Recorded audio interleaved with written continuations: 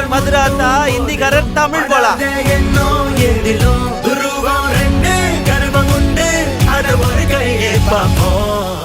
உங்க current bill ஏறிட்டே போகுதா? கவலை விடுங்க. 100% இ சிகரெட் காப்பர்ல தயாரிக்கப்பட்ட லெவிட் வயர்ஸ் அண்ட் கேபிள்ஸை பயன்படுத்தி உங்க கரண்ட் பில்லை மிச்சப்படுத்துங்க. என்றென்றும் நம்பிக்கையுடன் லெவிட் கேபிள்ஸ் அண்ட் வயர்ஸ். கடந்த ஆண்டு ஏப்ரல் மாதம் இதே நம்ம ஆகாயம் நிகழ்வுகளில் பேசுகிற போது டெல்லியில் திரு எடப்பாடி பழனிசாமி அழைத்து பேசி ஒப்பந்தம் போடுற போது அதிக இடங்கள் கூட்டணி ஆட்சிங்கிறது தான் பாஜக அழுத்தம் கொடுத்து அனுப்பிச்சிருக்கு அப்படிங்கிற மாதிரி சொன்னோம். பொதுவெளிகளில் மக்கள் மத்தியில் தொண்டர்கள் மத்தியில் இந்த விஷயத்தை இப்போ நம்ம பேச வேண்டாம், தேர்தலுக்கு பிறகு பார்த்து கொள்ளலாம் என்று தான் எடப்பாடி பழனிசாமி பேசி வந்ததாக அந்த வட்டாரத்தில் பாஜக வட்டாரத்தில் சொன்னாங்க. இன்னும் கூட முதலமைச்சர் வேட்பாளராகவே திரு எடப்பாடியை அவங்க ஒப்புக்கொள்ளவில்லை என்கிற மாதிரியெல்லாம் செய்திகள் வந்தது. இப்போ கிட்டத்தட்ட ஒரு 8-10 மாதத்துக்கு பிறகு மீண்டும் அது வந்திருக்கு. அவங்க 50 இடங்கள், அதில் 18 இடங்கள் ஏற்கனவே அண்ணா திராவிட முன்னேற்ற கழகம் வெற்றி பெற்று இப்பொழுது எம்எல்ஏவாக இருக்கிற தொகுதியை கேட்குறாங்க. அவர்களுக்கும் அது வெற்றி வாய்ப்பு. பாரதிய ஜனதா கட்சி தனித்து போட்டியிட்ட பொழுதும் கூட்டணியில் போட்டியிட்ட பொழுதும் எந்த பகுதிகளில் எந்த தொகுதியில் அதிக வாக்குகளை பெற்றிருக்கிறது அதை எல்லாமே சொல்கிறாங்க. பெரும்பாலான இடங்கள் அதிமுக வெற்றி பெற்ற இடங்கள்னால் இவங்களுக்கு இந்த செல்வாக்கு அப்படிங்கிற மாதிரியான பதிவுகள் இருக்கிறது. இப்போ இறங்கி வர்றாரு. சில நேரங்களில் ஒரு முரண்பட்டு நிற்கிறார் அப்படிங்கிறதையும் பார்த்தோம். திரு அமித்ஷா வந்து 2 நாள் கடந்த 4ஆம் தேதி 5ஆம் தேதி இருந்தார்ல புதுக்கோட்டையிலையும் திருச்சியிலையும். அப்போ பார்க்காத விஷயம், அடுத்த நாளே டெல்லிக்கு கூப்பிட்டு போய் பேசின விஷயம்.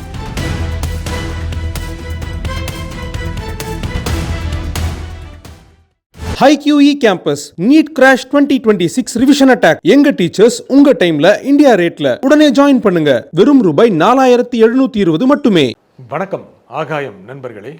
பாஜக அதிமுக கூட்டணியில் பாஜகவுக்கு அதிமுக 50 இடங்களை தருமா? அதுதான் நிர்பந்தமா? எடப்பாடி இதை எப்படி சமாளிப்பார்? இதை பற்றி பேசுவதற்காக பத்திரிகையாளர் திரு துரை கருணா இங்கு வந்திருக்கிறார். வணக்கம் திரு துரை கருணா. வணக்கம் சார். அதிமுக பாஜக கூட்டணியில் பாஜக 50 இடங்களை கேட்கிறது அப்படின்னு தொடர்ந்து செய்திகள் வருது. சமீபத்தில் திரு எடப்பாடி பழனிசாமி டெல்லி சென்று திரு அமித்ஷாவை சந்தித்த போது கூட எந்தெந்த 50 இடங்கள் என்ன அப்படிங்கிறதுக்கான ஒரு பட்டியல் கூட கொடுக்கப்பட்டதாக தெரிகிறது. 50 சீட்டை பாஜகவுக்கு அதிமுக தருமா?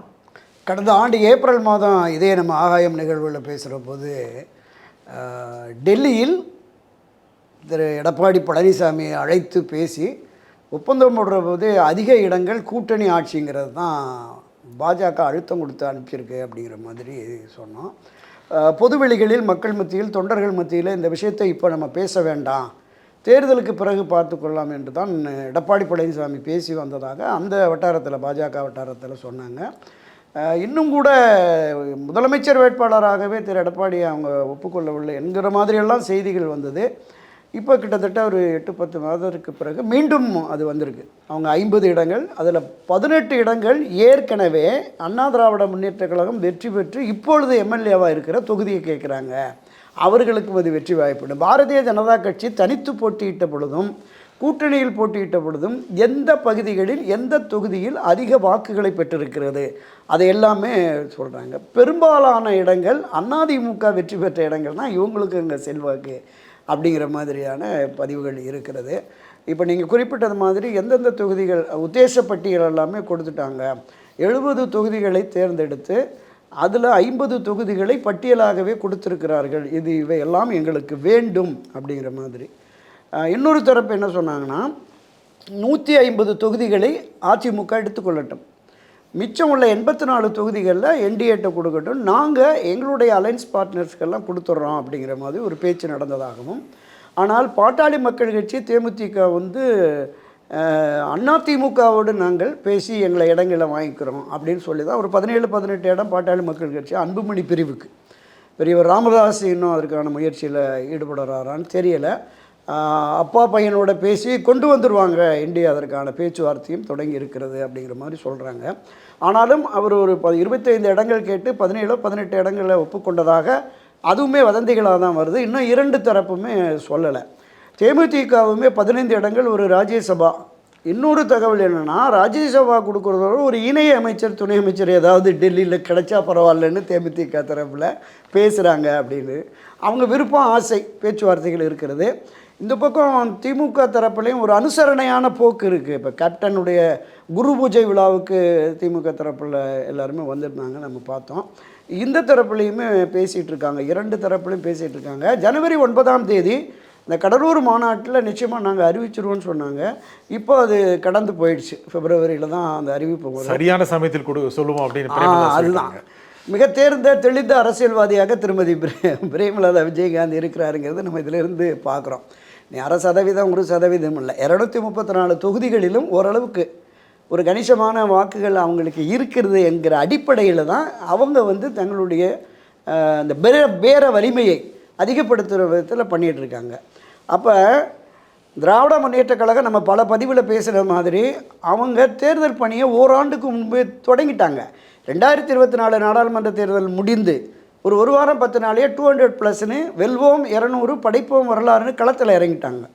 எல்லா பூத் கமிட்டி, பாக கமிட்டி, தொகுதிக்குழு, மண்டலக்குழு, மாநிலக்குழு, அதை தாண்டி அமைச்சர்கள் மேற்பார்வை குழு என்று முழு வீச்சில் இதுவரையிலும் திராவிட முன்னேற்ற கழக தலைமை எடுக்காத பல முடிவுகளை எடுத்திருக்கிறாங்க.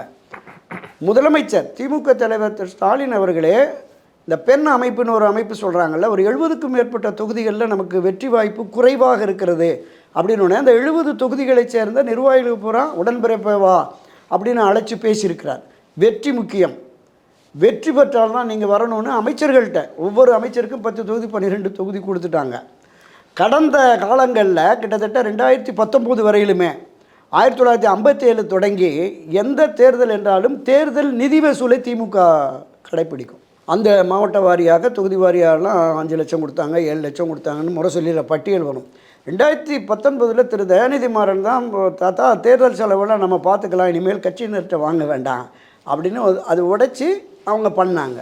இப்போ முதல் முறையாக இந்த தேர்தலின் போது பொங்கல் போனஸ் போகுது கட்சிக்காரங்களுக்கு, தீபாவளி போனஸ் போகுது. 5 லட்சம், 3 லட்சம், 2 லட்சம், 50,000 ரூபாய் கிளை கழக அமைப்பு தொடங்கி நகரம், ஒன்றியம், பேரூர், மாநிலம், மாவட்டம், இதை தாண்டி சட்டமன்ற நாடாளுமன்ற உறுப்பினர்களுக்கு கூட பணம் போகுது அப்படிங்கிறது நமக்கு செய்திகளாகவே வருகிறது. இது அதிமுக எப்படி நீங்கள் எப்படி சரி? அதுதான் சொல்கிறேன். இவ்வளவு பலம் வாய்ந்த வெற்றியை நோக்கி பாதி தூரம் ஓடத் தொடங்கி கட்சியினரை களப்பணியிலேயே இறக்கி அரசு ரீதியாகவும் ஆட்சி ரீதியாகவும் மக்களை, வாக்காளர்களை ஈர்ப்பதற்கான பல புதிய திட்டங்களை அவங்க வகுத்து வரும் வேளையில் அதை எதிர்கொண்டு தோற்கடிப்பதற்கு பிரதான எதிர்க்கட்சியான அனைத்து இந்திய அண்ணா திமுக என்ன நிலைப்பாட்டை எடுத்திருக்கு? இதுவரைக்கும் 50 சீட்டுங்கிறது கொடுத்துருவாங்களா, கொடுக்க மாட்டாங்களா? இல்லை, 50 சீட் என்பது நிச்சயமாக கொடுக்க மாட்டாங்க. 30 இடங்கள் கொடுக்கறதாக, ஆமாம் 30 இடங்கள் கொடுக்கறதாக பேசியிருக்கிறாங்க. இப்போ என்னென்னா, நீங்கள் குறைந்தபட்ச இடங்களில் போட்டியிட்டு ஒரு கூட்டணி ஆட்சியை நிர்பந்தப்படுத்தி விடுவார்கள் அப்படிங்கிற பார்வை இருக்குது. என்னை பொறுத்தளவில் ஆட்சி அதிகாரத்திற்கு வரக்கூடிய வெற்றியை அதிமுக கூட்டணி பெருமாங்கிறது தான் பெருமளவு சந்தேகமாக. 50 கேட்குறாங்களே பாஜக, அதில் கடந்த முறை கொடுத்த மாதிரியே 20, 25 அந்த மாதிரி கொடுப்பாங்களா, இல்லை 30, 35 கொடுக்க வாய்ப்பு இருக்குது? கூடுதல் இடங்கள் 10 தொகுதியாவது கூடுதல் இடங்கள் கொடுப்பதற்கு வாய்ப்பு இருக்கிறது. அது இப்போ பாரதிய ஜனதா கட்சியை பொறுத்தளவில் அதிக இடங்களை பெறுவது, ஆட்சி அதிகாரத்தில் பங்கு பெறுவது என்கிற அந்த கண்ணோட்டத்தில் தான் போகிறாங்க. ஆட்சி அதிகாரத்தை பெறக்கூடிய வலிமை, வல்லமை இப்போ எடப்பாடி பழனிசாமி தலைமையிலான இந்த பிரதான எதிர்க்கட்சிக்கு இருக்கிறதாக தான் கேள்வி. இப்போது பொதுவெளிகளில் முக்கியமாக நீங்கள் இப்போ கூட்டணி கட்சிகளுக்கு இடம் கொடுப்பது பாஜகவே நிர்ணயிக்கும் அப்படின்னு நீங்கள் சொன்னீங்க. ஆனால் இன்னொரு செய்தி கூட நீங்கள் படிச்சிருக்கலாம். முக்கியமாக இல்லை எடப்பாடிட்டு கொடுத்துடலாம், அவர் தான் டஃப் பார்கெனர், கூட்டணி கட்சி வரவங்களுக்கெல்லாம் எந்த அளவுக்கு இடம் கொடுக்கணும் அளந்து கொடுப்பாரு அப்படின்னு பிஜேபிக்காரங்க நினைக்கிறதா சொல்கிறாங்க. அப்போது பிஜேபிக்கும் எடப்பாடி தான் அளந்து கொடுப்பாரா, இல்லை பரவாயில்ல மனதார கொடுத்துருவார்? 2021 ஒரு வலிமை மிக்க தலைவராக திரு எடப்பாடி பழனிசாமி இருந்தார். அதனால தான் அவர் முதலமைச்சராகவும் இருந்தார். அந்த சூழ்நிலையில் தேர்தலை எதிர்கொள்வதற்கு அவர் தான் எடுக்கிற முடிவு தான் சரியானது அப்படின்னு பாஜக தரப்பில் நம்ம பல பதிவில் சொல்லியிருக்கோம். 2021 அமமுகவுக்கு 15 இடங்கள், அது எல்லாமே மறுத்து அளித்தார். இப்போ பாஜகவை அந்த அளவிற்கு நம்ம அவர்களுடைய எண்ணங்களுக்கு இடம் கொடுக்க மாட்டார், அவருடைய விருப்பத்திற்கு, அவருடைய அழுத்தத்துக்கு அடிபணிய மாட்டார் அப்படிங்கிற மாதிரி அந்த பழைய நிகழ்வுகளை வைத்து சொல்கிறாங்க. ஆனால் இறங்கி வர்றாரு. அதுதான் நீங்கள் அந்த கூட்டணி தொடர்பான பேச்சுவார்த்தை தொடங்கிய காலங்களிலிருந்து இறங்கி வர்றாரு. சில நேரங்களில் ஒரு ஒரு முரண்பட்டு நிற்கிறார் அப்படிங்கிறதையும் பார்த்தோம். திரு அமித்ஷா வந்து 2 நாள் கடந்த 4ஆம் தேதி 5ஆம் தேதி இருந்தார்ல புதுக்கோட்டையிலையும் திருச்சியிலையும். அப்போ பார்க்காத விஷயம். அடுத்த நாளே டெல்லிக்கு கூப்பிட்டு போய் பேசின விஷயம்.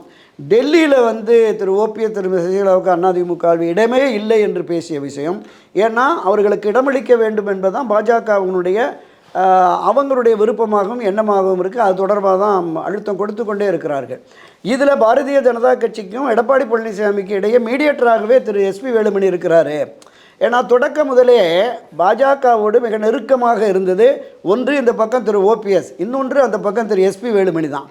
நம்ம தெரியும் இந்த தேர்தல் 2024 தேர்தல் முடிந்த பிறகு இரண்டு கட்சிகளும் ஒன்றாக இணைந்து போட்டிட்டு இருந்தால் கணிசமான வெற்றி கிடைத்திருக்கும்னு கிட்டத்தட்ட இந்த கூட்டணி 10-15 தொகுதிகளில் வெற்றி பெற்று ஒரு 4-5 பேர் நம்ம அதிமுகவினரே அமைச்சர்களில் இடம்பெற்றிருக்கலாம்னா பேசினார். ஸோ அந்த அளவிற்கு பாரதிய ஜனதா கட்சியோடு ஒரு நெருக்கம் பாராட்டுகிறார். இன்றைக்கும் இந்த பிரிந்து கிடந்த விலக்கி வைக்கப்பட்டவர்களை கொண்டு வந்து சேர்க்க வேண்டும் என்கிற பொறுப்பை பாரதிய ஜனதா கட்சியை திரு எஸ்பி வேலுமணி அவரிடம் ஒப்படைத்திருக்கிறது. அப்படி தான் நான் கேள்விப்பட்ட வகையில் அமித்ஷாவும் அழைத்து பேசுகிறாரு, பியூஷ் கோயலும் அழைத்து பேசுகிறாரு, நிர்மலா சீதாராமன் அழைத்து பேசுகிறாங்க. டெல்டா மாவட்டங்களில் தென் மாவட்டங்களில் ஓவரால் கொங்கு மண்டலம் உட்பட பல்வேறு பகுதிகளிலுமே ஒரு கணிசமான வாக்குகள் திரு ஓபிஎஸ் திருமதி சசிகலா டிடிவி தினகரனுக்கு இருக்கிறது. டிடிவி தினகரன் வந்து தனி கட்சி தனி சின்னம் என்று இருப்பதால் அவங்க என்டிஏ கூட்டணியில் பார்த்துக்கிட்டோம். இவர்களை ஒருங்கிணைத்து கொண்டு போகிறது சரியாக இருக்கும் அப்படிங்கிற பார்வை மத்திய பாஜகவிற்கு. காரணம் என்னவென்றால் எடப்பாடி இல்லைன்னு சொல்லிட்டார். அதில் பிடிவாதமாக இருக்கிறாரு. இந்த பிடிவாதம் அனைத்து இந்திய அதிமுகவை வெற்றி பெற செய்து ஆட்சி அதிகாரத்திற்கு கொண்டு வருவதற்கு உதவாதுங்கிறதான கலை யதார்த்தம். அது எப்படி இந்த வெற்றியை நோக்கி அவரை கொண்டு போக முடியும்? திரு வேலுமணி எடப்பாடி பழனிசாமி அவர்களை மெதுவாக இணக்கம் கொள்ள வைக்கிறாரா? ஆமாம், கொஞ்சம் கொஞ்சமாக இணக்கமான நிலைக்கு கொண்டு வருகிறார். அவருடைய அந்த இணக்கத்தினுடைய விளைவு கடைசி நேரத்திலாவது இந்த ஜனவரி இறுதி அல்லது பிப்ரவரியிலாவது இந்த ஒருங்கிணைப்பு என்பது நடைபெறுமா, அல்லது என்டிஏவிலே நீங்கள் வாங்க அடுத்த கட்டமாக நாம் இந்த ஒருங்கிணைப்பை பார்ப்போம் அப்படிங்கிற மாதிரி திரு டிடிவியை பேசி முடிச்சுட்டாங்கன்னு சொல்கிறாங்க. ஒரு 15 இடங்களை என்னமோ கேட்டார். அவர் என்டிஏவில் இருக்கிறதுக்கான வாய்ப்பு கூடுதலாக இருக்கிறது. ஆனால் திரு டிடிவியை தவிர்த்து மற்ற நிர்வாகிகள் நாம் என்டிஏவில் போய் முதலமைச்சர் வேட்பாளராக திரு எடப்பாடி பழனிசாமியை அறிவித்தால் எடப்பாடி முதலமைச்சர்னு எப்படி போக முடியும்? நீங்கள் தான் துரோகி எடப்பாடி பழனிசாமியை வீழ்த்துவதான் குறிக்கோள்னா பேசிட்டு இப்போ எப்படி அது சரியாக வருன்றாங்க. சரி, தேர்தல் நேரத்தில் பிப்ரவரியில் பார்த்துக்குவோம் அப்படிங்கிற மாதிரி அவரும் இன்னும் உறுதியான நிலைப்பாடு இருக்குது. 20ஆம் தேதி பேசக்கூடாதுன்னு சொன்னாரு. ஆமாம், இனி பேச வேண்டாம்னு சொல்லிட்டாரு டிடிவி. ஆமாம். அப்போ வரது உறுதி தானே? 20ஆம் தேதிக்குள் உறுதிப்படுத்த சொல்லியிருக்காங்க. பிரதமர் அலுவலகத்துக்கு 23ஆம் தேதி சென்னையில் நடைபெறுகிற அந்த பிரதமர் மோடியினுடைய கூட்டத்தில் மேடையில் மதுராந்தகம் பகுதியில் நடைபெறுகிற அந்த கூட்டத்தில் யாரெல்லாம் பிரதமரோடு கூட்டணி கட்சிகள் என்டிஏ கூட்டணி கட்சிகள் அமர வேண்டும் என்பதை 20ஆம் தேதிக்குள்ளே டெல்லிக்கு தகவல் சொல்லணும் அப்படிங்கிற மாதிரி இப்போ வேகம் எடுத்திருக்கு. இன்றைக்கி 16, 17, 18, 19 3 நாட்களுக்குள்ள இவர்களை எல்லோரையும் ஏற்கனவே என்டிஏ அணியில் இருந்த நம்ம ஐஜிகே பாரிவேந்தர் ஆகட்டும், தமிழ் மாநில காங்கிரஸ் ஜிகே வாசன், ஜான் பாண்டியன் அவர்கள், ஏசி சண்முகம் புதிய நீதி கட்சி மற்றும் கிருஷ்ணசாமி உட்பட அந்த அணியில் இருந்தவர்களையும் பாட்டாளி மக்கள் கட்சியினுடைய இன்னொரு பிரிவையும் கொண்டு வருவதற்கு பெரியவர் ராமதாஸோடையும் பேசுகிறாங்க அப்படின்னு சொல்கிறாங்க. அது எந்த அளவுக்கு இணக்கமாக வந்து யாரெல்லாம் மேடை ஏறப்போகிறான்னு இப்போ டிடிவி தினகரன் ஒப்புக்கொண்டு விட்டார். திரு ஓபிஎஸ் அவர்களையும் பேசி சமாதானப்படுத்தி என்டிஏ மேடையில் மோடியோடு நாங்கள் அமர்த்தி விடுவோம் அப்படின்னு பாஜக நம்புகிறது. ஆனால் அவர் தை பிறந்தால் வழி பிறக்கும் என்று சொன்ன திரு ஓபிஎஸ் தை இப்போ தானே பிறந்திருக்கு, இன்னும் 30 நாள் இருக்குல்ல, தைக்கு 30 நாள் இருக்கு அப்படின்னு அவர் போயிட்டுருக்காரு. ஆனால் எந்த தையும் தெரியல. ஆமாம், அப்போ இந்த நிலைப்பாட்டில் அனைத்து இந்திய அதிமுக நம்ம கடந்த 3-4 ஆண்டுகளாக குறிப்பாக நான் மட்டுமே பேசி வருவது ஒன்றிணைந்த ஒருமைப்பட்ட அந்த அதிமுக தான், வலிமை மிக்க அதிமுக தான் வலுவான கூட்டணியை கட்டமைத்து திராவிட முன்னேற்றக் கழகத்தை ஆட்சி அதிகாரத்திலிருந்து அகற்ற முடியும் என்பதை சொல்லி வருகிறேன். கடந்த மக்களவைத் தேர்தலில் இவங்க எல்லாம் நீங்கள் சொன்னவங்க எல்லாமே தேசிய ஜனநாயக கூட்டணியில் இருந்தாங்க. எடப்பாடி பழனிசாமி தேமுதிக அதிமுக போட்டி போட்டாங்க. 2 பேரும் சேர்த்தா 40% வந்துடும் அப்படின்னு நம்புறாரு திரு எடப்பாடி பழனிசாமி. இல்லை, இப்போ ஒரு 18-19% பாஜகவுக்கு என்டிஏவில் கிடைச்சது. அப்போ பாமக ஒன்றாக இருந்தது. ஆமாம், ஒன்றாக இருந்தது. திரு ஓபிஎஸ் திருமதி சசிகலாவின் ஆதரவு வாக்குகளும் கிட்டத்தட்ட ஒரு 10-12%. 10-12%. பாரதிய ஜனதா கட்சிக்கு என்று அதிகபட்சமாக ஒரு 4%, 4.5% தான். அண்ணாமலை அவர்கள் வந்ததற்கு பிறகு, அதுக்கு பிறகு நோட்டாவுக்கு கீழே இருந்தது. கொஞ்சம் கொஞ்சமாக திருமதி தமிழிசை, எல்முருகன் போன்றவர்கள்லாம் பயணப்பட்டு ஒரு 2-3% கொண்டு வந்தாங்க. ஒரு 4.5% என்கிற நிலைப்பாட்டை திரு அண்ணாமலை உருவாக்கினார். மீதமுள்ள 14% என்பது திரு ஓபிஎஸ், திருமதி சசிகலா, திரு டிடிவி ஆதரவாளர்கள். இதை தாண்டி இருந்த என்டிஏவினுடைய 1/2%, 1%, இதையெல்லாம் சேர்த்து தான். அப்போ இதில் நீங்கள் குறைந்தபட்சம் ஒரு 10% ஒதுக்கிறீங்க. இவர் 21 அதிமுக பெற்றது, இது ஒரு 8%, 29%, 40-42% வந்தால் தான் ஆட்சி அதிகாரத்திற்கு வர முடியும். திராவிட முன்னேற்றக் கழகம் அந்த சதவீத வாக்குகளை அப்படியே வைத்திருக்கிறது. திமுக ஆதரவு வாக்குகள், திமுகவினுடைய தோழமை கட்சி வாக்குகள் ஆட்சி அதிகாரத்திலே இருப்பதால் அந்த ஆட்சி அதிகாரத்தின் மூலமாக வாக்காளருக்கு செய்த அந்த நன்மைகளின் வாக்குகள், இது எல்லாமே நமக்கு கிடைக்கும் என்கிற கண்ணோட்டத்தில் இருக்கிறார்கள்.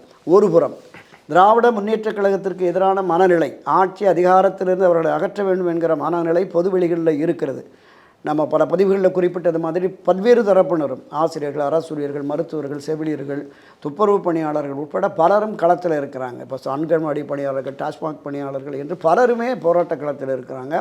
பொதுவெளிகள்லையும் அவங்க கொண்டு வந்த அந்த உறுதிமொழியை நிறைவேற்றாத ஒரு விஷயம், வாக்குறுதிகளை நிறைவேற்றாத ஒரு விஷயம். இன்னொன்று, இந்த அரசு வந்ததுக்கு பிறகு மின்கட்டண உயர்வு, வரி உயர்வு, சொத்து வரி 50% 150% வரைக்கும் வரி உயர்வு, வெறும் 300 400 மின் கட்டணம் கட்டினவங்க 1500 கட்ட வேண்டிய நிலை இருக்குது அப்படிங்கிற மாதிரிலாம் நம்ம மக்கள் இருக்காங்க.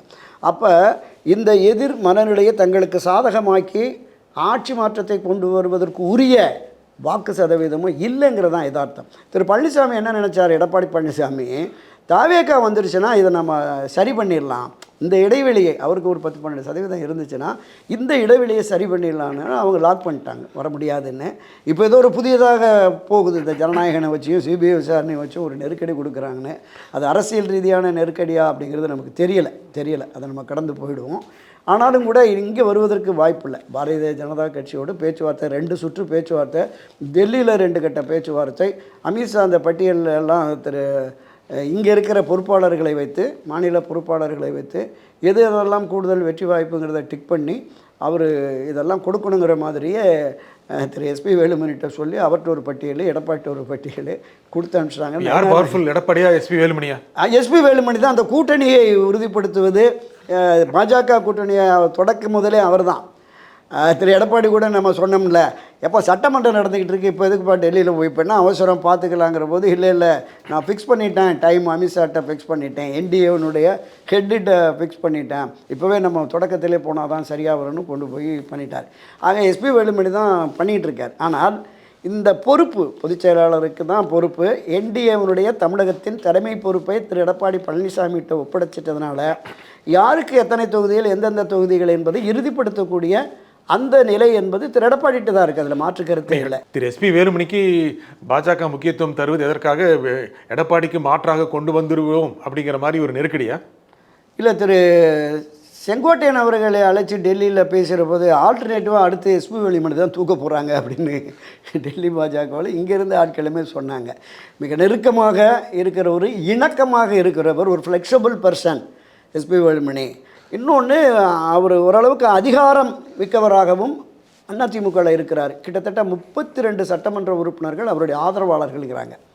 அந்த கோவையில் 10, அந்த சேலம், ஈரோடு, தருமபுரி அந்த பகுதியில் இருக்கிற கிட்டத்தட்ட ஒரு 30-32 சட்டமன்ற உறுப்பினர்கள் வெற்றி பெறுவதற்கு கட்சி ஃபண்டு இல்லாமல் திரு எஸ்பி வேலுமணி தனியாகவே ஃபண்டு கொடுத்து அவங்கள ஜெயிக்க வச்சார். அவங்களாம் அவருடைய ஆதரவு நிலையில் இருக்கிறாங்க அப்படின்னு.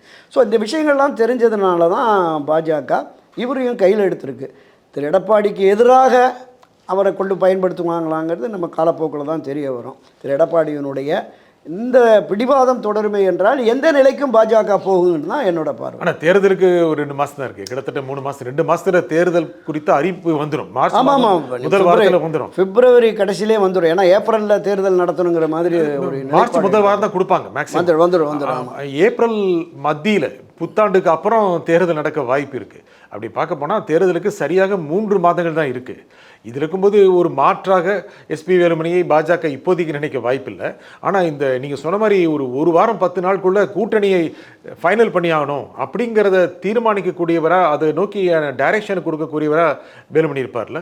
நிச்சயமாக. அதுதான் நான் தொடக்கத்திலே சொன்னேன், பாஜகவுக்கும் அதிமுகவுக்கும் மீடியேட்டராகவே எஸ்பி வேலுமணி தான். ஒரு காலத்தில் பாஜகவினுடைய தலைமை பொறுப்பில் அவங்க நியமித்தவர்கள், நம்ம திரு பியூஷ் கோயல் ஆகட்டும், நிர்மலா சீதாராமன் ஆகட்டும், மற்றும் இப்போ மாநில பொறுப்பாளர்களாக இருக்கிற இவர்களை தாண்டி வேலுமணிகிட்ட தான் இந்த பொறுப்புகளை ஒப்படைச்சிருக்காங்க. நீங்கள் தான் இதை டிசைட் பண்ணி கொண்டு போகணும் அப்படின்னு. ஸோ அதற்கான வேலை திட்டத்தை தொடங்கியிருக்கிறாரு.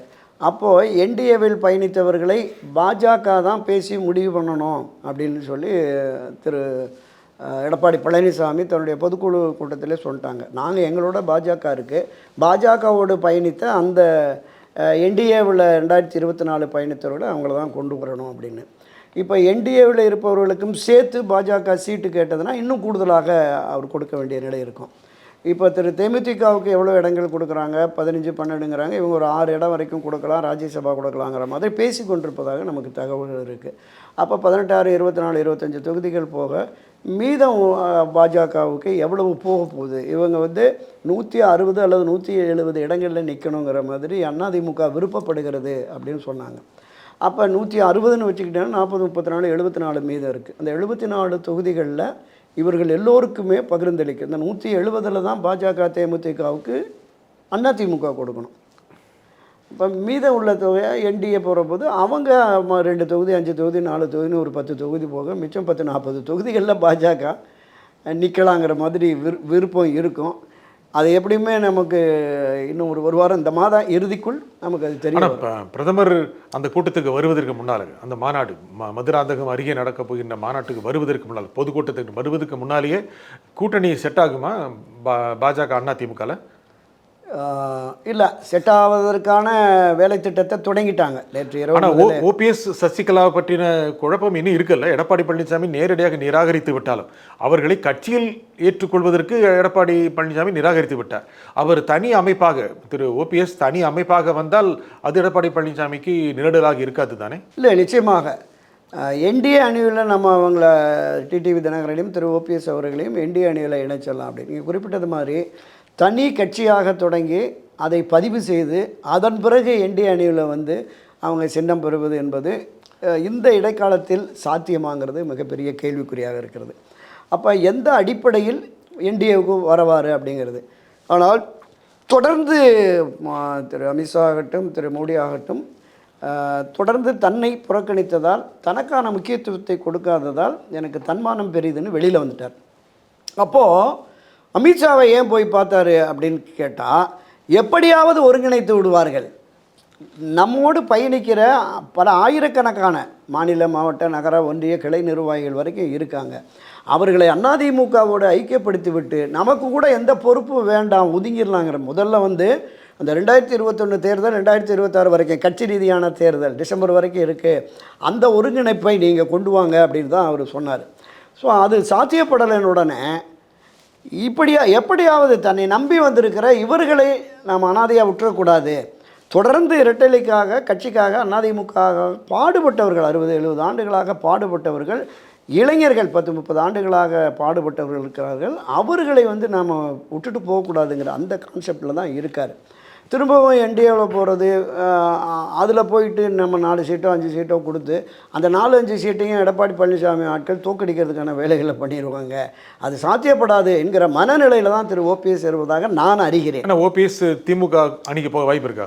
இல்லை, திமுக போகிறதுக்கு வாய்ப்பு இல்லை. டிவிகே போகலான்னு ஒரு 90-92% மாநில, மாவட்ட, கீழே இருக்கிற நகர ஒன்றிய நிர்வாகிகளை 90% மேற்பட்டோர் அந்த நிலைப்பாட்டில் இருக்கிறாங்க. இப்போ அதுலேயுமே ஒரு அரசியல் இயக்கமாக பதிவு பண்ணி போனால் தான் ஒரே சின்னம் வாங்க முடியும். 25-30 இடங்கள் கொடுத்தாங்கன்னா சுயேட்சை சின்னத்தில் போடுற போது இது எந்த அளவுக்கு பலனளிக்கும் அப்படிங்கிற பார்வை இருக்குது. இதை தாண்டி தேர்தலுக்கான செலவுகள், ஏன்னா இன்றைய சூழலில் இந்த தேர்தல் வெற்றி தோல்வியை தீர்மானிக்கிறதே பணம் என்றாகிவிட்டது. ஒவ்வொரு தொகுதிக்கும் 30 கோடி 40 கோடி திமுக அந்தந்த தொகுதிகளில் தம் பண்ணிட்டாங்க. வாக்காளர்களுக்கு 2000 ரூபாய் கொடுப்பதென்று முடிவெடுத்து விட்டார்கள். அதற்கான வேலை திட்டம் தொடங்கிருச்சுன்னு பத்திரிகைகளில், ஊடகங்களில், ஒரு பிரபல நாளிதழ்களில் தலைப்புச் செய்தியாகவே வருகிறது. அப்போ இதை எதிர்கொள்வதற்கு இப்போ டிவிகேயில் போனால் டிவிகேயில் அவங்க வாக்காளர்களுக்கு பணம் கொடுப்பாங்களான்னு தெரியலை. அங்கே வந்து எந்த அளவிற்கு அது வெற்றி வாய்ப்பை தருங்கிறது மிகப்பெரிய கேள்விக்குறியாக தான் இருக்கிறது. ஒரு சதவீத அளவுக்கு வாக்குகளை வாங்கலாம். எவ்வளோ சதவீதம் வாங்குவாங்க சொல்லுங்கள்? ஆமாம், இல்லை, குறைந்தபட்சம் ஒரு 10-12% வாக்குகள் டிவிக்கு தமிழக வெற்றி கழகத்துக்கு இருக்கிறது. அது நீங்க 12 தான் சொல்றீங்க. ஆமா, அது ஆனா திமுக சார்பில் நடத்தப்பட்ட ஆய்வு இல்ல அரசு சார்பாக உளவுத்துறை சார்பாக எடுக்கப்பட்ட ஆய்வு இதுலயே அவங்களே 20% சொல்றாங்க. நீங்க 12ங்கிறீங்க. இல்ல 18%லிருந்து 20% வரும் அப்படிங்கிற மாதிரி அவங்க திமுக அடுத்த கருத்து கணிப்பிலேயே சொல்லப்பட்டதாக செய்திகள் வெளியாயிருக்கு. ஆமாம்மா, திரு மு.க. ஸ்டாலின் அவர்கள் வந்து அவங்க நிர்வாகிகள் கூட்டத்திலேயே பேசினதாக நமக்கு தகவல்கள் கிட்டத்தட்ட 20% அவங்க சொல்றாங்க. நீங்க 12 சொல்றீங்க வருகிறது. நான் தொடக்கத்தில் வந்து 5லிருந்து 7% என்னுடைய தொடக்க காலத்தில் அவர் அரசியலுக்கு அவர் அரசியலுக்கு வருவதான அறிவிப்புல வந்தது. அதன் பிறகு மதுரை, திருச்சி, கரூர் இந்த பிரச்சார பயணத்தின் பொழுது இருந்த அந்த எழுச்சி என்பது மக்கள் மத்தியிலும் நடுத்தர வயது பெண்கள் மத்தியிலும் இருக்கிறது. இன்னும் ஒரு 7-8% வர்றதுக்கு வாய்ப்பு இருக்கு. அப்படிங்கிற மாதிரி இது கேட்கறேன்னா 15-20 இல்ல நீங்க ஒரு 50 ஆண்டுகளாக தேர்தலை பாக்குறீங்க. பல விருந்தினரை கேட்கிறேன், 15-20னா சீட் எவ்வளவு கிடைக்குமா? 15-20னா சீட்டு கிடைக்குமா? விஜய் பொறுத்தளவில் 234 தொகுதிகளிலும் வேட்பாளர்களை அவர் களம் இறக்கும். அந்த வேட்பாளர்கள் எல்லோருமே புதிய முகமாக அரசியலுக்கு புதியவர்களாக இருப்பார்கள். எனவே வெற்றி சாத்தியம் இல்லை. 20% கிடைச்சதுன்னா சில தொகுதிகளில் 35% ஆகியிருக்க வாய்ப்பு உண்டா இல்லையா? இல்லை, திரு ஓபிஎஸ், டிடிவி தினகரன், இதை தாண்டி தேமுதிக உட்பட 1-2 அரசியல் கட்சிகள் யாருமே இல்லை. தமிழக வெற்றி கழகம் மட்டுமே கழகத்தில் நிற்கிறது என்றால் ஒரு தொகுதியில் கூட வெற்றி பெற முடியாது. ஆனா எத்தனை சதவீதம் வாங்குவாங்க? அது இருப்பாங்க. நான் தான் சொல்றேன் 15 வாங்குறவங்க ஒரு தொகுதி 30 வாங்க மாட்டாங்களா? 30% வாங்க மாட்டாங்களா? எல்லா தொகுதிகளிலுமே 30,000, 50,000, 1 லட்சம் ஓட்டு கூட வாங்குவாங்க. 1,05,000, 1,02,000 வாங்கிட்டு திமுக, அண்ணா திமுக வேட்பாளர் வெற்றி பெற்றுட்டு போயிடுவாங்க. அதுதான் யதார்த்தம். நீங்க திரு விஜயகாந்த் அவர்கள் 2019 நாடாளுமன்ற தேர்தல் பார்த்தீங்கன்னா 19 தொகுதிகளில் 1 லட்சம், 1.5 லட்சம் ஓட்டுகள்லாம் வாங்கியிருக்காங்க. வெற்றி கிடைக்கல. திராவிட முன்னேற்ற கழகம் அல்லது அனைத்து இந்திய அண்ணா திராவிட முன்னேற்ற கழகம் இந்த 2 பேரும் அரசியல் 2009 இந்த 2 அரசியல் கட்சிகளுக்கு இணைந்து பயணித்தால் தான் அந்த சிறிய கட்சிகளுக்கு வெற்றி சாத்தியப்படுகிறது. சரி இப்போ அது நான் நிகழ்ச்சி இறுதிக்கு நான் கேட்குறேன். ஒரு 15-20% வாங்குறாரு விஜய், நீங்க வெற்றி வாய்ப்பு இல்லைன்னு சொல்றீங்க. இன்னொரு விருந்தினர் என்ன சொல்றாருன்னா 20% வாங்கினா கூட 30 இடங்கள் விஜய் கிடைக்கும் அப்படின்னு ஒரு மூத்த பத்திரிகையாளர் எனக்கு கழித்த பேட்டியில் சொன்னார். நானும் இதே கேள்வி தான் கேட்டேன். 20% இருந்தால் எப்படி சீட்டு கிடைக்கும்? அந்த சீட்டு கணக்கு வேற, அது ஜெயிச்சிடும் அப்படின்னு சொல்றாரு. என்னங்கன்னா ஒருவேளை அவர் 15 வாங்கினார் என்றால் அது திமுக ஆபத்தா, அண்ணா திமுக ஆபத்தா? திராவிட முன்னேற்ற கழகம் ஆட்சி அதிகாரத்திற்கு வருவதற்கு அது வாய்ப்பளிக்கும். அதிமுகவுக்கு ஒரு பாதகமான நிலை தான் உருவாகும். ஏன்னா நீங்கள் வாக்கு சதவீதம் இருக்குல்ல, 40-42%, 45% வாக்கு வாங்கினா தான் வெற்றி நிச்சயம். அதுதான் திராவிட முன்னேற்ற கழகத்துக்கு அந்த வாக்குகள் இருக்குன்னு சொல்கிறோம். எதிர் வாக்குகள் பிரிகிற பொழுது டிவிகேவுக்கு, நாம் தமிழர் சீமானுக்கு, அண்ணா திராவிட முன்னேற்ற கழக என்டிஏ அணிக்கு இப்போ 45% அங்கே போயிட்டு மீதமுள்ள 55% இந்த 3 அணிகளும் பிரித்து கொள்ளுமே என்றால் வெற்றி அண்ணா திமுகவுக்கு தானே. அது எளிமையான விஷயம் தானே. இப்போ நான் ஏன் சொல்கிறேன் தாவேகா மட்டுமே தனித்து நின்றால் வெற்றி பெற முடியாதுன்னா, பல பதிகளை நம்ம குறிப்பிட்டிருக்கோம். அங்கே எதிர்த்து போட்டியிடுற ஆள் யார்? திமுகவில் அவ்வளோ பேரும் முன்னாள் அமைச்சர்கள், முன்னாள் எம்பி, எம்எல்ஏ, நாடாளுமன்ற சட்டமன்ற உறுப்பினர்களாக இருந்து அனுபவம் பெற்றவர்கள். ஒரு 40-50 ஆண்டுகளாக அரசியலில் பயணித்தவர்கள், நுணுக்கங்கள் தெரியும். அதே தான் அனைத்து இந்திய அண்ணா திமுக அவங்க கூட்டணியில் போட்டியிடுவர்களும். ஆனால் தாவேகாவில் போட்டியிடுவர்கள் மாவட்ட விஜய் ரசிகர் மன்ற தலைவராக இருந்திருப்பார், அல்லது அந்த பகுதியில் ஒரு பிரபலமான தொழிலதிபராக இப்போ புதிதாக அரசியலுக்கு வந்த ஒரு சிலரை நம்ம பார்க்குறோம். அப்படிப்பட்டவர்கள் நிற்கிற போது தனித்த செல்வாக்கு என்று வந்தால் கூடுதல் வாக்குகளை பெறுவார்கள். பெரும்பாலும் ஒரு 150-200 தொகுதியில் 30,000, 40,000, 50,000 வாக்கு வாங்கினா ஒரு 30-35 தொகுதிகளில் பிரபலமானவர்கள் 1 லட்சத்துக்கு மேற்பட்ட வாக்குகளை வாங்குவார்கள். 2.5 லட்சம் வாக்கு இருக்குது, 2 லட்சம் வாக்கு போலாகுது அப்படின்னு சொன்னால் இவங்களுக்கு விட ஒரு 1000-2000 வாக்குகளை வாங்கிட்டு அவர்கள் வெற்றி பெறுவதற்கு காரணம் இவர் அவங்களோட 1000-2000 ஓட்டு வாங்க மாட்டாரா? இல்ல, காரணம் அதுதான் சொல்றேன். இல்ல முடியாதுங்கிறதுக்கு விஜய் கட்சிக்காரரு திமுக, அண்ணா திமுக வேட்பாளர்கள் விட ஒரு 1000-5000 வாக்கு அதிகம் வாங்க மாட்டாங்க. அது வாங்க முடியாதுங்கிறதுக்கு தான் காரணம் சொல்றேன். வாக்குக்கு 2000, அண்ணா திமுக 1000னா அவங்க 2000. ஆக பணத்தை வாங்கி கொண்டு ஒரு புதிய சக்திக்கு வாக்களிப்போம் என்கிற மனநிலை மக்களுக்கு வரல. அதுக்கு தான் நமக்கு அந்த மக்கள் நல கூட்டணி பெரிய உதாரணமா இருக்கு. வருமானம் என்று பார்ப்போம், நிச்சயமா பார்க்கலாம். இந்த நிகழ்ச்சியில் கலந்து கொண்டு கருத்தில் குறிப்பிட்ட துரைக்கரன் அமைக்க நன்றி. மீண்டும் ஒரு நிகழ்ச்சியை சந்திப்போம். நன்றி, வணக்கம். ஹிந்திக்காரர் மதுராந்தா, ஹிந்திக்காரர் தமிழ் போலா. அதிலும் துருவம் ரெண்டு கர்வம் உண்டு அத ஒரு கையே பார்ப்போம். உங்க கரண்ட் பில் ஏறிட்டே போகுதா? கவலை விடுங்க. 100% ஈஸி கிரேட் காப்பர்ல தயாரிக்கப்பட்ட லெவிட் வயர்ஸ் அண்ட் கேபிள்ஸை பயன்படுத்தி உங்க கரண்ட் பில்லை மிச்சப்படுத்துங்க. என்றென்றும் நம்பிக்கையுடன் Levit cables and wires. HiQE campus NEET crash 2026 revision attack. எங்க டீச்சர்ஸ் உங்க டைம்ல இந்தியா ரேட்ல. உடனே ஜாயின் பண்ணுங்க. வெறும் ரூபாய் 4720 மட்டுமே.